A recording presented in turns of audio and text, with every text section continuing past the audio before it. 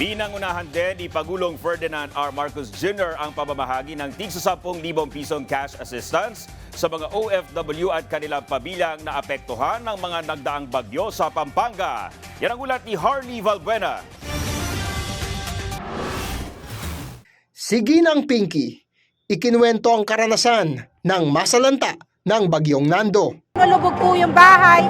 Tapos, siyempre po, hindi ka makakapaghanap buhay. Mahirap po talaga nung nung dumaan yung bagyo. Kaya naman malaki ang kanyang pasasalamat sa natanggap na kabuang 10,000 pesos na ayuda mula sa gobyerno. Sa seremonya sa San Fernando City sa Pampanga ngayong Biyernes, pinangunahan ni Pangulong Ferdinand R. Marcos Jr.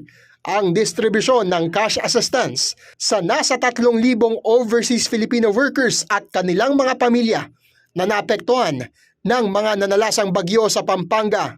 Tumanggap sila ng tig 5,000 pesos mula sa Agarang Kalinga at Saklolo sa mga OFW na nangangailangan o Action Fund ng Department of Migrant Workers. Pero ang Pangulo may dagdag na ayuda mula sa Office of the President. At dahil sadyang malapit kayo sa puso ko, ang tanggapan ng Pangulo ay magbibigay din ng karagdagang tigli 5,000 piso para natulong sa inyo. Ayon sa Pangulo, batid niya ang matinding pag-aalala ng mga OFW na malayo sa kanilang pamilya kapag may nangyayaring masama sa Pilipinas tulad ng mga bagyo. Kaya naman labis na lamang din ang pasasalamat ng mga benepisyaryo ng cash assistance at gagamitin nila ito sa pagpapaayos sa kanilang mga napinsalang bahay. Baka po magagamit ko, patatambak ko yung bahay para tumaas. Pang-renovate lang sir ng bahay.